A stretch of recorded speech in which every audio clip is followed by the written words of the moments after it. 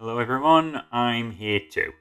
And in spite of these imaginative matchups, I couldn't come up with a better intro than this.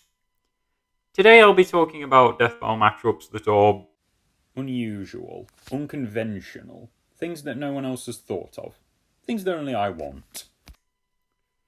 Yeah, that about sums it up. Odds are most viewers will know what death battle is if they found this video.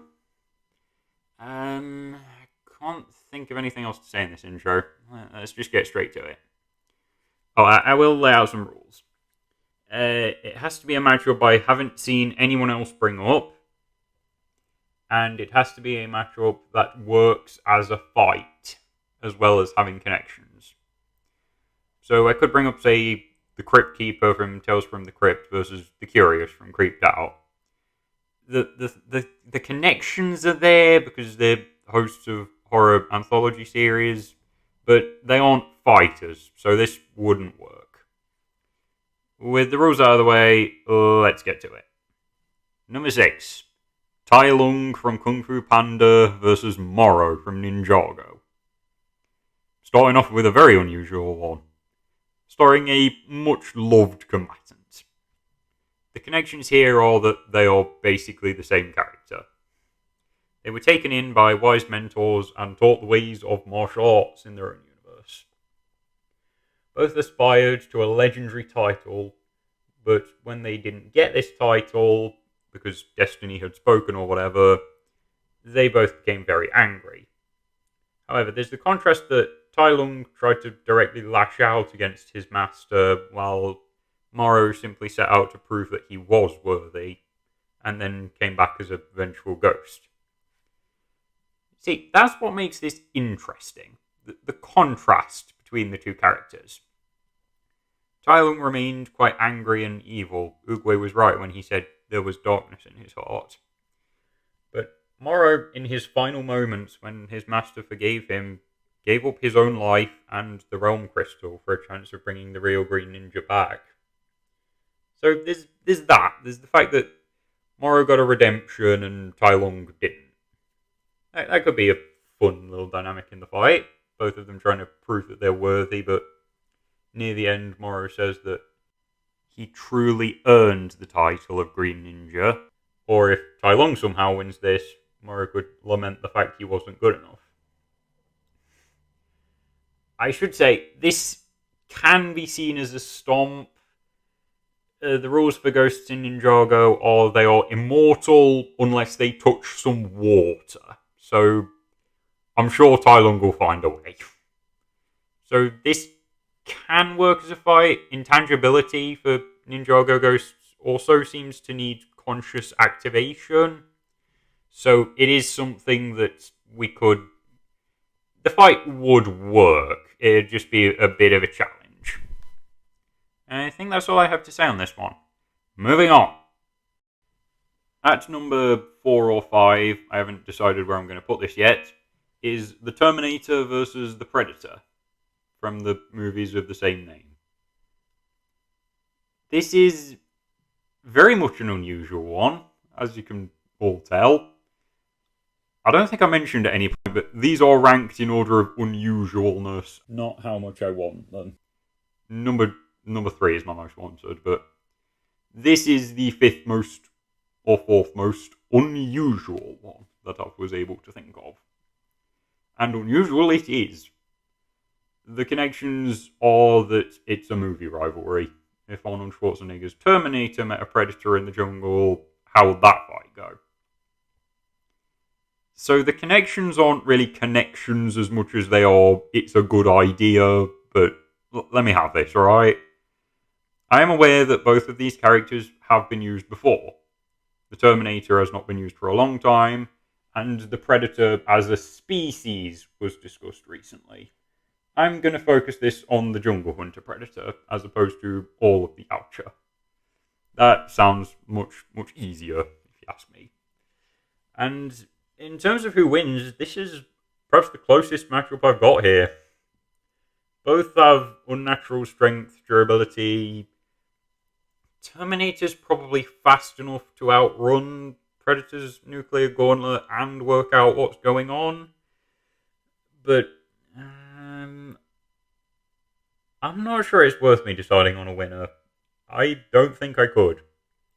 Power Ranger would just be a really cool fight. We'd have the Predator being more sneaky, using its camouflage and greater array of weapons to try and get the leg up, while the Terminator is much. It's very robotic in killing its opponent, which makes sense, really. Could probably see some fun interactions. Could see the Predator would probably realize that the Terminator was a machine, and the Terminator would probably be quite. I don't want to say confused because that would imply emotion, but no, not curious. It'd wonder what was in front of it, but not really question it, just go straight to killing. Very, very logical throughout this entire fight. Whereas the Predator would be trying to hunt for sport. It would. I want a moment where the Predator does something sportsmanlike, like not using its long range weapon once its opponent is disarmed, but then the Terminator wonders why and just goes straight for the kill. Next matchup. At number 4, I think, is Winter Soldier versus Leo Dooley from Lab Rats. I am aware that that's 3 returning combatants I've got now, but maybe that's why no one else has thought of these matchups. Makes you wonder, doesn't it? Anyway, these two were regular people at first who were very big fans of a hero or group of heroes. Until one day, an accident occurred that led to them getting metal arms and superpowers, which let them fight alongside the heroes they admired for so long. This has a lot more connections than you might think, as well as the two of them working really well in a fight, because we've got the very serious Marvel assassin versus a Lab Rats character. And we know that Lab Rats is on the Death Battle team's radar. They did appear in the background of Killua vs. Misaka, after all. So we know this is possible. Not likely, but possible. You never know. You never know. Okay, at number 3, we have my favourite one, Mr. Bean versus Mrs. Brown from Mrs. Brown's Boys. Now we're reaching very unusual territory. The connections don't go far beyond them being British sitcom characters. Well, I say British, there's one Irish one, but let's ignore that. That's just... Never mind, I'm not going to get into politics here. I'm just here to discuss the funny Irish lady man person. Yeah, this is going to be a fun one. Mr. Bean does have feats to his name, and so does Mrs. Brown, shockingly. These are just sitcom characters that work well together. Mr. Bean does have feats to his name, and so does Mrs. Brown, before anyone asks. There's also potential for a very good death. Very shocking in this matchup of all of them, but think about it. This fight ends in Mrs. Brown's front room, presumably with Mrs. Brown having dragged Mr. Bean between the sets and throwing him onto the sofa. Then we see Buster Brady's new Christmas tree that he's brought in that year. The Galactree. They could have probably mentioned this at the start of the fight as little Chekhov's gun. Then later on, the loser gets tossed into the Christmas tree, which then launches them into space and explodes. That would be hilarious. That would be the perfect way to end this. Mr. Bean has physicality and durability down, but Mrs. Brown's fourth wall breaking means she might be able to just, I don't know, write the story so that she wins. It has been stated that Mrs. Brown writes the script in the show, so it's possible she can't lose. This is going to be a weird one. I apologise for laughing a lot in the upcoming audio, okay? Okay. Number 2, Maple versus Megumin. This one came to me in a dream, right? It's the ultimate attack and ultimate defense of anime from video game worlds. With the contrast being that Maple is aware that this is all a video game, while Megumin doesn't question the way the world is. That's just the world to her. This one just kind of strikes me as funny. Now, I have to explain how this works as a fight. See, both of them one-shot, and we can't pretend that they don't. That's what makes this brilliant. This poor animator is going to have to create a 3-minute animation out of a single hit. It would not be right for the characters to survive more than one attack from the other. It wouldn't work. So the animator is going to have to get clever. They're going to have to make this funny. They're going to have to maybe have some of the giant toads from Konosuba show up and the two just have to run away from them for a bit. But throughout the whole thing, you can't have them be too friendly with one another or it wouldn't be believable that this ends in a kill. And speaking of which, I think this one comes down to speed. As I said earlier, they do both one-shot, and it wouldn't be right if they didn't. I want to say that Megumin would win by that logic. Maple does have very low speed stats, so that makes sense.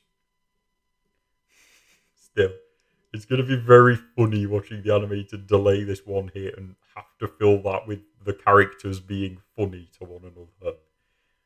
I'm imagining this fight starts because an explosion happened in the background. Maple went to investigate, finds Megumin face planted on the floor with the Manatite just out of reach, and then has to try and get this passerby to hand her the rock. This is going to be brilliant, I can already tell. Again, I apologise for excessive laughing. Alright, I'm back. I'm not back. Alright, I'm moving on. I can't do this. This is my third take of this recording. I cannot get through it without bursting out in laughter, apparently. Moving on to number one. Finally, at number one, Davy Jones versus the Nowhere King. These two fell in love with women when they were regular creatures. However, to pursue their love, they ended up changing themselves in more ways than one. With Davy Jones cutting out his heart and the Elk Tor splitting himself in two. This then led to nothing but pain, as Davy Jones was forced to sail the seas and only set foot on land every 10 years, and the Nowhere King side of the Elk Tor was forced to become a mutant monster from being trapped in a confined space for a very long time. There is just generally the theme of past mistakes of lovers. It's not that deep. I get that. Also, they only have one specific weakness that has to be taken advantage of. And this weakness does ultimately just amount to stabbing a specific thing. Now, I will say this. I had to make all of these work as a fight, which I believe I can do. I'd imagine this fight taking place at some point towards the ending of Centaur World during its final battle, when the Flying Dutchman pulls up by the shore. Thus, the Nowhere King and the General both look over and see the ship, deciding to then investigate. Davy Jones cannot come ashore, though the General gets his way over to the Flying Dutchman by leaping off a large pile of rocks. A mountain, that's the word. Mountain. There's such a similar elevation to it, so he doesn't hurt himself. Whereas the Nowhere King simply flies over to investigate. The two don't notice each other at first, but then once Davy Jones comes on deck, he'll begin to engage the General for having boarded his ship. He won't initially be worried about the large flying creature, since it seems to be distracted with other things. The Nowhere King half will only really get involved once he sees the General in danger and realises that he would also die. at which point Davy Jones would have to summon the Kraken, and we could get a flying creature versus a water creature. We haven't had a lot of creature fights on the show before, only humanoids with human intelligence, not a sea monster. And I am aware that this puts Jones in a bit of an advantageous position, since his heart is nowhere near where this fight is taking place. I also see Jones winning this due to his own immortality being much greater, much more difficult to break. I just generally think this fight is not only the most unusual, but still very thematic. The two have themes of lost love and theme songs that absolutely go very, very hard, more than anything else has any right to.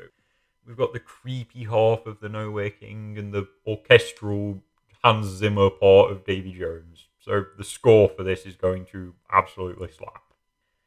Also, potential for the ending. These two are ultimately very tragic characters, so you could try and play up the emotion a bit. Or, if you want, we could have a drowning death for the general. That's something we've never seen before, and it could be used to really elevate the horror of the moment. Everything growing darker, water filling his lungs, trying to escape but being unable to.